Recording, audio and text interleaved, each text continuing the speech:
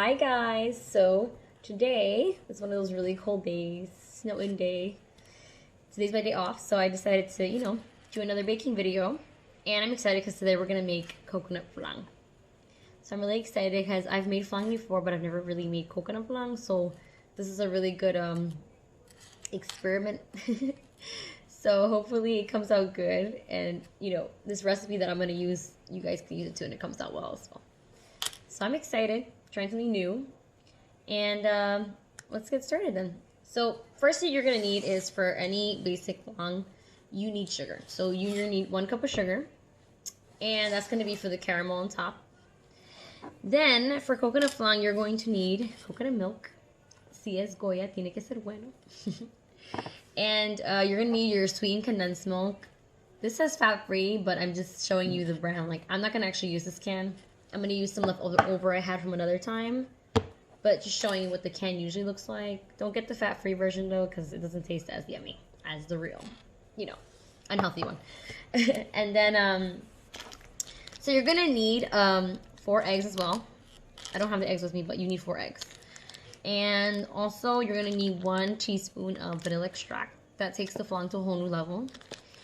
And before I forget, one important thing is this. You're gonna need, so before I say anything, this is pure cream coconut. Okay? So pure cream coconut is actually, they don't really use that for basic flan recipes. So again, this is what I love about baking. You could do your own thing. Whatever you have on hand. If you don't have an ingredient and you have something else to substitute it, I think that's great. Baking is all about like creating something new and making your own unique style. So I personally don't have, what they usually ask for in a basic coconut flan is crema de coco, which is, cream of coconut. And it's actually from the same brand of, if you see Goya, instead of coconut milk, it's going to say like coconut cream. And it's in a can just like this one. So if you want to make it easier, you could buy that can with the coconut milk, right? But I don't have, crema de coco with me, coconut cream from Goya. So what I'm going to use is pure cream coconut. So you can make your own like homemade crema de coco if you just like basically dissolve this in really hot water and like beat it really well, and it becomes like a very thick like sauce kind of cream. So that's what I'm gonna do. I'm just gonna do that, and I actually think it's gonna even taste like yummier or better because crema de coco basically is like it's the extract from the actual coconut, like the extract of the pulp. Whereas this pure cream coconut, it's like the actual pulp of the coconut. So it's more like, fresh really, and I think you would have that more coconutty flavor. Like even when you smell it, it's like pure coconut. So it would have like a more coconut flavor in the flan. So I think this would actually be better. That's my opinion. I haven't even tried it yet, but I'm assuming. Since I've done a lot of things in baking, I'm assuming this could be better. But you guys, at the same time, if you want to make it easier, you don't want to like, go through the process of, dissolving that and then stuff like that, you could definitely buy the can from Goya that's coconut cream, basically, and the coconut milk. But I'm going to go with this one. But let's get started. What we're going to do first is work on the caramel. It's like the important step, and like the first step you want to do with any flan. You do the caramel first. So here's my 1 cup of sugar. Now what I'm going to do with this 1 cup of sugar, I'm just patting it down to make sure it's all even, is pour it in a saucepan, any regular saucepan that you might have. Okay. Now I'm going to pour it in any saucepan, right? Now I'm going to turn on my stove. So the point here is you want to make sure the sugar doesn't burn. The sugar burns, you ruin the flan. And then you gotta throw it out. I know people in some flans, they add boiling water to their sugar to make the caramel.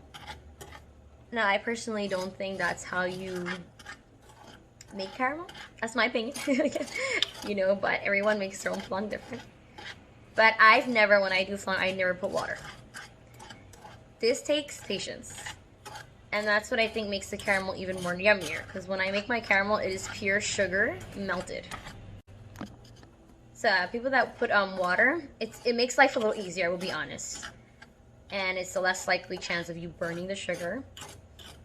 But I feel like when you put the pure sugar and you're literally, melting it, it tastes way better. So I'm just gonna keep turning this, and that's what you do. Basically, you just play around.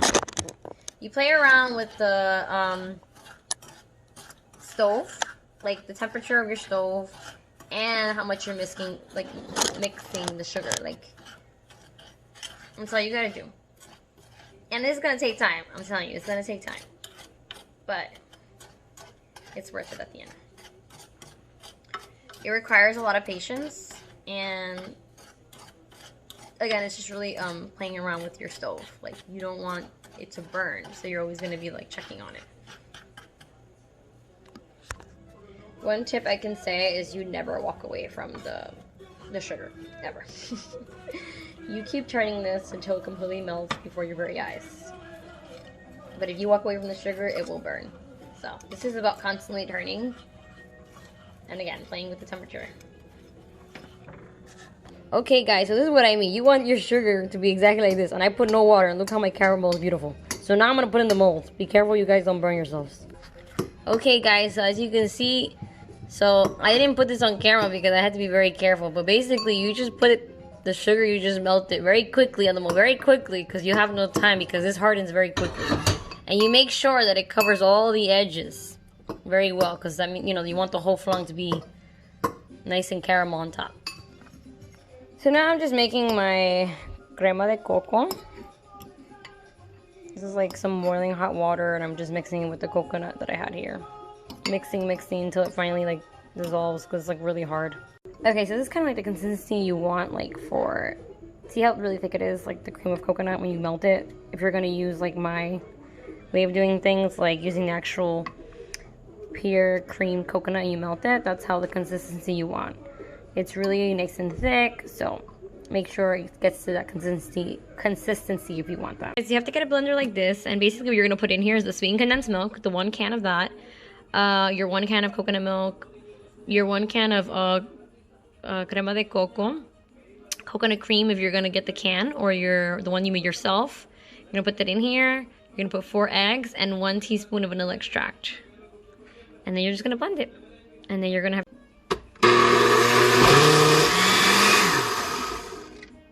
This is the mixture you're going to be left with, and you're going to pour that in your caramelo mold. So as you're pouring, I don't know, like if you did it like right away, you might hear a cracking sound. That's if you put it right away, like when it's still very hot. Mine already had a long time to cool, so I'm not going to hear that cracking sound. But if you do it right away, you might hear that cracking sound. So just letting you know. Okay, so you're going to preheat your oven to 350. Now, also before I forget a very important detail,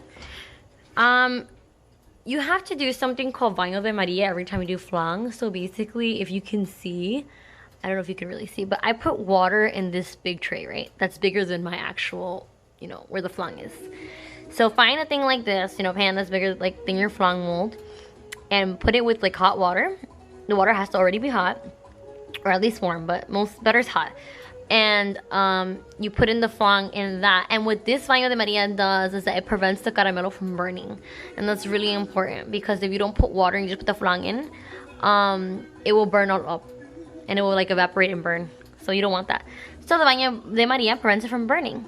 So that's what you're going to do. And over time, you could also be looking at the flan. When you look at a bake, you could always put more water in. Like if you see the water evaporating, that's why I keep boiling water here, because I'm gonna keep putting in water eventually. Like the water will evaporate, so I gotta keep adding that to make sure that the caramelo doesn't. Put the flan in, and now it's gonna go in there for an hour to an hour and a half. When a toothpick comes out clean, or when you poke it in. So after 1 hour, check it, and if you see like it's still like soggy, then you wait another half hour. Okay guys, so here's my flan. I finished it. I flipped it over.